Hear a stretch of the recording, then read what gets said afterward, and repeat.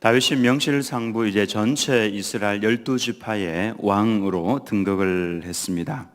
그가 왕이 된 이후에 전체 이스라엘의 왕이 된 이후에 제일 먼저 한 것이 바로 예루살렘이 있는 시온산을 점령하는 것이었습니다.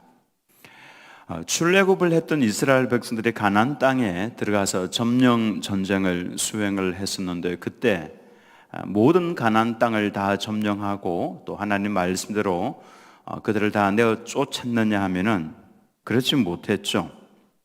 철병거가 있어서 못 쫓아냈습니다. 그들이 워낙 강해서 못 쫓아냈습니다. 이런 변명들을 하면서 쫓아내지 못했었죠. 이 예루살렘에 있는 시온산은 어떠했겠습니까? 이곳은 베냐민 지파에게 할당된 곳이었습니다. 사사기 1장 21절을 보면은 베냐민 자손은 예루살렘에 거주하는 여부스 족속을 쫓아내지 못하였으므로 여부스 족속이 베냐민 자손과 함께 오늘까지 예루살렘에 거주하니라. 저는 이제 여러분들이 기회가 되면은 성경의 땅을 좀 가서 여행을 할 수 있는 그런 시간을 좀 가지면 좋겠습니다. 우리 교회가 100주년 기념으로 성지순례를 가려고 했는데 지금도 사실 갈 수 없는 상황이죠. 그곳에 가서 보면은 박물관이 있습니다. 예루살렘에 가면은 옛날 예루살렘 시온산의 모습을 모형으로 만들어 놓은 것이 있는데요. 거기 가서 보면은 이 예루살렘이 천년 요새구나라고 하는 것을 딱 보면 알 수가 있습니다. 성경에 보면은 산 위에 있는 성이 숨기우지 못할 것이요라고 했는데, 가장 높은 산 위에 있는 성이 바로 이 예루살렘이었습니다. 그 성문에 가기까지 굉장히 가팔라서 도무지 점령을 하기 위해서는 점령하기에는 곤란한 그 정도로 난공불락의 성이 바로 이 예루살렘입니다. 지금은 길들이 다 완만하게 닦여져 있어서 예루살렘 꼭대기까지 버스가 올라갈 수가 있습니다. 이 성문을 딱 닫아 놓으면은 저기 쳐들어오기 위해서 오는 것을 방비를 하면은 사실은 그렇게 많은 병력이 없어도 대군을 방어를 할 수가 있는 것이죠. 이스라엘 전체의 왕이 된 다윗이 모두가 다 정복할 수 없다라고 생각을 하고 있는 바로 그 성, 그 예루살렘 성을 다윗이 제일 왕이 된 이후에 제일 먼저 했던 일이 바로 그 성을 정복하는 거였습니다. 왜냐하면 하나님께서 이 가나안 땅 전부를 이스라엘 백성에게 주시겠다고 약속을 하셨기 때문에 그 약속 붙들고 나아갔던 것입니다. 가서 보니까 과연 여부스 족속이 있는 그 성, 보통 성이 아니었죠. 그 여부스 족속들이 다윗을 보면서, 다윗과 그의 병사들을 보면서 무슨 말을 했냐면은, 그들이 얼마나 자신이 있었으면은 이렇게까지 말을 했겠습니까? 사무엘하 5장 6절을 보면은 왕과 그의 부하들이 예루살렘으로 가서 그 땅 주민 여부스 사람을 치려하며 그 사람들이 다윗에게 이르되, 뭐라고 이야기를 하냐면은, 네가 결코 이리로 들어오지 못하리라. 맹인과 다리 저는 자라도 너를 물리치리라 하니 그들 생각에는 다윗이 이리로 들어오지 못하리라 함이나. 결코 들어오지 못할 것이다. 그리고 우리가 비록 맹인이나 다리 저는 자라고 할지라도, 몸이 아주 많이 불편한 사람들이라고 할지라도 너를 이길 것이다. 너는 우리를 못 이길 것이다. 그 말이죠. 그들이 말만 그렇게 한 것이 아니라 실제로 다윗이 들어오지 못할 것이다 라고 그들은 생각을 했습니다. 그 정도로 난공불락의 천년 요새가 예루살렘이었습니다. 근데 다윗이 딱 한 번만에 점령을 합니다. 두 번, 세 번 공략한 것도 아니고 딱 한 번만에 공략을 하는데요. 8절 말씀이죠. 사무엘하 5장 8절 말씀에 그날에 다윗이 이르기를 누구든지 여부스 사람을 치거든 예루살렘을 점령을 하려고 하거든 물 깃는 데로 올라가서 다윗의 마음에 미워하는 다리 저는 사람과 맹인을 치라 하였으므로 속담이 되어 이르기를 맹인과 다리 저는 사람은 집에 들어오지 못하리라 하더라. 속담도 하나 생겨났고요. 다윗은 주변을 둘러보면서 어떻게 이 난공불락의 요새를 점령을 할 수 있을까 둘러보다가 하나님께서 딱 보여주신 그동안에 다른 사람은 어떤 민족도 보지 못했던 그 장소 하나를 보게 하셨죠. 그것이 바로 예루살렘 성벽 앞에는 호수가 있습니다. 그 호수에 물이 가득 차 있었는데 유심히 살펴보니까 이런 생각을 했겠죠.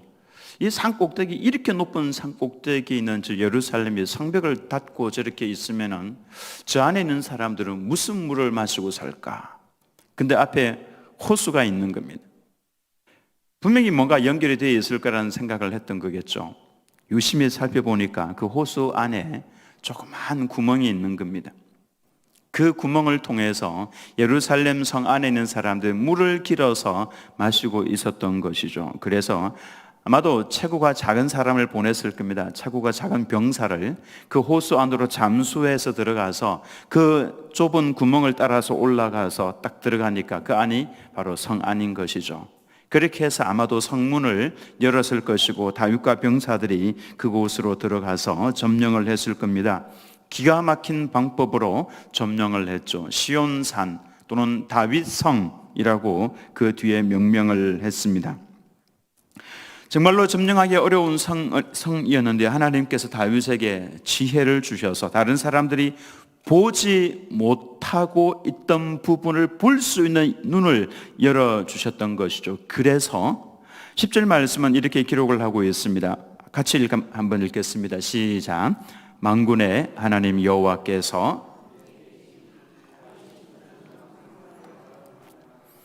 그 하나만 보아도 만군의 하나님 여호와께서 다윗과 함께 계시니, 따라서 하겠습니다. 여호와께서 함께 계시니. 이게 우리 인생의 비밀이고 이것이 우리 인생의 답이 아닙니까? 여호와께서 함께 계시니, 다윗과 하나님께서 함께 계시니까 그 성을 한 번만에 점령을 하고 점점 강성해져 갔다라고 하는 것입니다. 그리고 그 다음 말씀에 오늘 읽지는 않겠지만은 두로왕 히람이 백향목 나무를 보냅니다. 최고 좋은 나무가 백향목 그 나무 아닙니까? 그 나무를 보내고 더불어서 기술자들도 보내어서 다윗이 거할 궁궐을 짓게 했습니다. 궁궐을 지어 주었던 것이죠. 이와 같은 일들을 보면서 사람들이 어떤 생각을 가지게 됐냐면은 12절 말씀에 다윗이 여호와께서 자기를 세우사 이스라엘 왕으로 삼으신 것과 내가 혼자 내 힘과 능력으로 왕이 된 게 아니라는 겁니다. 하나님이 세우셨다라는 것이죠. 또 그의 백성 이스라엘을 위하여 그 나라를 높이신 것을 알았더라. 두로왕이 와서 궁궐을 스스로 지어주는 것을 보면서 하나님께서 이 나라를 높이고 계신다라고 하는 것을 알았더라 그랬습니다. 이제 다윗은 무슨 일을 해도 승리할 것 같은 분위기를 누리고 있는 그 중에 무슨 일이 일어났습니까? 블레셋이 쳐들어왔습니다. 우리가 하나님의 뜻대로 걸어갈 때에 꼭 찾아오는 것이 요놈 사탄입니다. 사탄이 쳐들어올 때 그냥 쳐들어오는 것이 아니죠. 18절 말씀에 보면 블레셋 사람들이 이미 이르러 르바임 골짜기에 가득한지라. 골짜기라고 하는 단어는요, 성경에서 나오는 골짜기는 우리가 생각하는 골짜기 개념이 아니죠.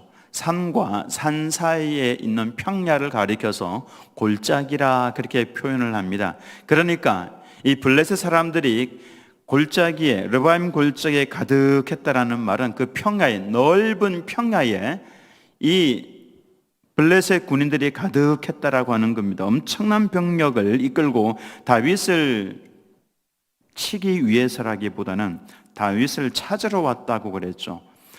다윗에게 항복을 권유하고 또 항복을 하면 다 받으려고 찾아왔던 것이죠. 승리에 취해 있으면요, 다윗은 자신이 또 나가도 이길 것이다. 그 강력했던 여부수 족속도 내가 한 번만에 이겼는데 그리고 이웃 나라도 나를 이렇게 세워주고 있는데 막 우쭐해서 자신의 병력과 자신의 지략 이걸 믿고 바로 나가서 싸울 수 있을 겁니다만은 다윗이 제일 먼저 했던 것은 그게 아니었죠. 19절 말씀을 보시면 다윗이 여호와께 뭐합니까? 여쭈어 이르되, 그렇죠. 내가 블레셋 사람에게로 올라가리까 여호와께서 그들을 내 손에 넘기시겠나이까 하니 여호와께서 다윗에게 말씀하시되 올라가라 내가 반드시 블레셋 사람을 네 손에 넘기리라 하신지라. 우리 생각에는 당연히 올라가야죠. 병사들을 이끌고 우리나라를 쳐들어온 적군이 있으면 당연히 나가서 싸워야죠. 근데 다윗은 그 당연한 것을 하나님 앞에 엎드려서 여쭈었습니다. 당연한 것을 하나님께 여쭈는 것, 아뢰이는 것, 이것이 바로 하나님을 온전히 의지하는 성도의 겸손한 모습이다라고 하는 것입니다. 그러니까 쉬지 말고 기도하라, 범사에 감사하라, 이 말씀이 딱 맞는 겁니다. 정말로 신실한 성도는 아주 당연해 보이는 것조차도 하나님 앞에 여쭈어 본다라고 하는 것이죠. 수술도 하나님의 손에 달려 있는 것입니다. 시험도 하나님의 손에 달려 있는 것이고 결혼도 출산도 모든 일들이 다 하나님의 손에 달려 있는 것이죠. 그래서 하나님의 손에 달려있음을 믿는 성도는 당연해 보이는 것이라고 할지라도 하나님 앞에 여쭈어 본다라고 하는 것입니다. 그러면은 하나님의 음성이 내 안에서 들려오기 시작합니다. 이것이 바로 내 안에 성령님께서 계신다라고 하는 것을 분명하게 알 수 있는 방법입니다. 자꾸만 하나님 앞에 아뢰이고 자꾸만 하나님 앞에 질문을 던지고 자꾸만 하나님과 교통을 하려고 이렇게 하다가 보면은 자동적으로 알게 되는 것이 아하, 내 안에 하나님께서 계시는구나. 그래서 내게 말씀을 해주시는구나. 내게 깨닫게 해주시는구나. 기억나게 해주시는구나. 이걸 알 수가 있다라고 하는 것이죠. 그가 바로 예수님을 닮아가게 되는 것입니다. 기도의 응답을 받고 전쟁에 나간 결과가 어떻게 되었습니까? 20절 말씀을 보면 다윗이 바알브라심에 이르러 거기서 그들을 치고 다윗이 말하되 여호와께서 물을 흩음 같이 내 앞에서 내 대적을 흩으셨다 하므로 그곳 이름을 바알브라심이라 하니라 부르니라. 물을 흩음 같이 승리를 했습니다. 그렇게 어렵지 않게 이겼다라고 하는 것입니다. 그리고 했던 말이 사울 왕과 너무나도 대조적입니다. 사울 왕은 전쟁에서 승리를 하고 난 다음에 자신을 위한 기념비를 세웠죠. 왜 그렇습니까? 내가 승리했다라고 하는 것입니다. 내가 승리를 했으니까 나를 높이고 내 이름을 높이기 위해서 기념비를 세웠던 것이죠. 다윗은 그렇지 않았습니다. 이렇게 말을 했습니다. 여호와께서 물을 흩음같이 내 대적을 내 앞에서 흩으셨도다라고 그렇게 말씀을 했습니다. 주어가 완전히 다르다라고 하는 것이죠. 하나님께서 하셨습니다. 그렇게 고백을 했습니다. 하나님께 영광을 돌리는 아주 좋은 방법이 뭐냐 하면은 하나님께서 하신 것을 가로채지 않는 겁니다. 하나님께서 하신 것을 있는 그대로 하나님께서 하셨습니다라고 고백을 하는 것이 하나님께 영광을 돌리는 것이죠. 그런데 꼭 내가 했다라는 말을 하고 싶죠. 내가 했다라는 이 말. 그래서 우리는 그냥 딱 선포하는 것이 좋습니다. 기도하고 그리고 그 일을 추진을 하면서 따라서 하겠습니다. 하나님께서 하셨습니다. 그 사람에게 하나님께서 박수를 쳐주시는 겁니다. 네가 나를 높이고 네가 나를 영화롭게 하느냐, 내가 너를 높여주겠다라고 하시는 거죠. 그러나 내가 했다라고 자꾸만 고기가 올라오면은 그 마음이 교만해지는 겁니다. 하나님께서 결국에는 대적을 하시는 거죠. 이렇게 해서 1차 전쟁에서 대승을 거두었습니다마는 다시 블레셋이 쳐들어왔습니다. 이번에도 르바임 골짜기에 가득했죠. 1차 전쟁에서 쉽게 승리를 했으니까 이번에도 나가면은 당연히 이길 것이다 라는 이 승리의식이 다윗에게도 있고 그의 병사들에게도 있었습니다.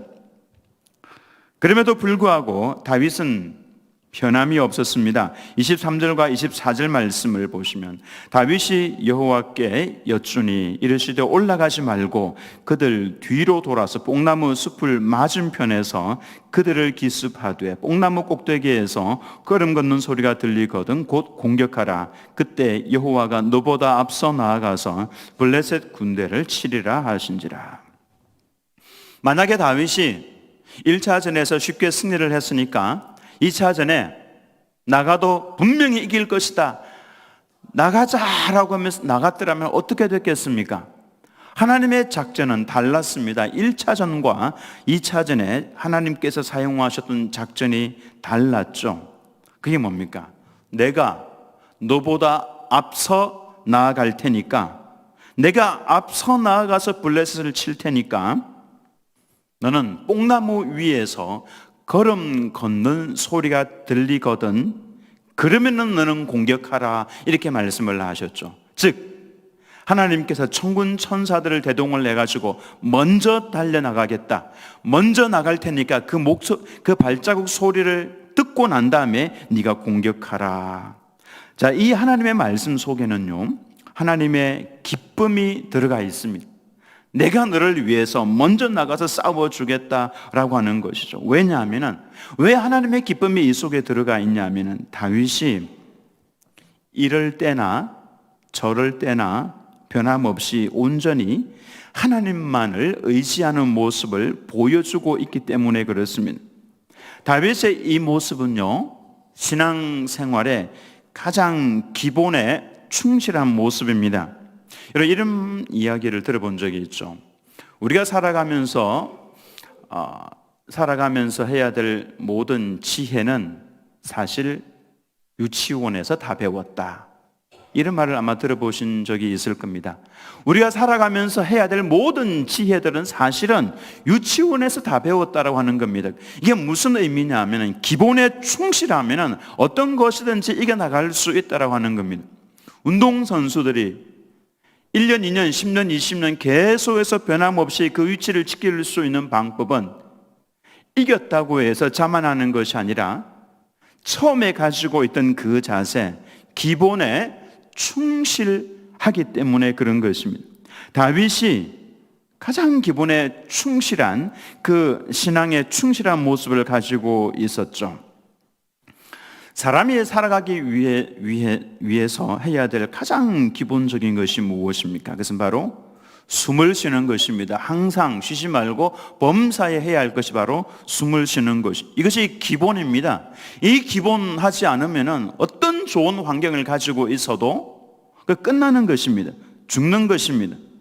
그러므로 영적으로 가장 기본적인 것은 항상 기뻐하고 쉬지 말고 기도하고 범사에 감사하는 것. 이것이 성도가 할 수 있는 신앙의 가장 기본적인 것이다 라고 할 수 있고, 이 기본에 충실하면 어떤 것이든지 이겨나갈 수 있는 강한 군사가 될 수 있다라고 하는 것이죠. 항상 해야 하는 육신의 호흡에 비견되는 것이 항상 해야 하는 영적인 기쁨과 기도와 감사다라고 하는 것입니다. 그랬더니 25절 말씀이 어떻게 됐습니까? 이에 다윗이 여호와의 명령대로 행하여 블레셋 사람을 쳐서 게바에서 게셀까지 이르니라. 즉 하나님의 나라가 확장이 되었습니다. 하나님의 말씀에 그 기본에 가장 기본에 충실할 때에 하나님께서는 다윗을 통해서 나라가 확장이 될 수 있도록, 나라가 하나님의 나라가 더 커져갈 수 있도록 그렇게 역사를 해 주셨다라고 하는 것입니다. 우리가 앞으로 살아가면서 해야 될 일이 무엇입니까? 하나님의 나라와 하나님의 뜻을 이루는 것입니다. 그래서 예수님께서 가르쳐 주신 주기도문, 너희는 이렇게 기도하라 라고 하신 그 말씀 속에 보면은 이름이 거룩히 여김을 받으시오며 당신의 나라가 임하시오며 당신의 뜻이 하늘에서 이루어진 것 같이 이 땅 위에서도 이루어지기를 바라나이다, 이렇게 기도하라고 그랬죠. 맞습니다. 우리가 살아가는 동안에 해야 될 일은 바로 하나님의 나라와 하나님의 뜻을 이루는 것입니다. 우리의 가정의 그 뜻을 이루는 것이고, 우리가 살아가고 있는 삶의 현장에서 나로 인해서 하나님의 뜻이 이루어지는 것입니다. 그러기 위해서는 우리는 기본에 충실해야 합니다. 기본은 바로 항상 기뻐하고 쉬지 말고 기도하고 범사에 감사하는 것, 우리가 늘 해야 되는 것, 이 가장 기본에 충실하면은 나를 통해서 하나님의 나라가 확장이 될 겁니다. 아하, 하나님을 경외하며 섬기는 백성은 이렇게 살아가는 것이구나, 이걸 세상 사람들이 보고 알게 된다라고 하는 것입니다. 그렇게 하도록 하기 위해서 하나님께서는 우리를 부르셨는데, 달리 딱히 어떤 큰 위대한 일을 하라고 하시는 것이 아닙니다. 여러분들이 가정에서 늘 하나님과 교통하면서 항상 기뻐해 보십시오. 그리고 항상 기도해 보십시오. 그리고 범사에 감사해 보십시오. 우리의 삶에 내 영혼의 변화가 일어나고 우리의 삶에 엄청난 하나님의 역사들이 일어날 것이고, 하나님의 나라가 확장되어 갈 겁니다. 믿지 않던 식구들도 도전을 받게 될 겁니다.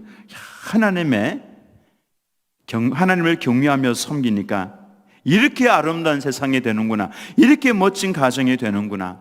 저는 우리 들은교회 모든 성도님들이 기본에 충실해서 하나님의 나라를 확장하는 주의 백성들 되시기를 예수님의 이름으로 축원합니다.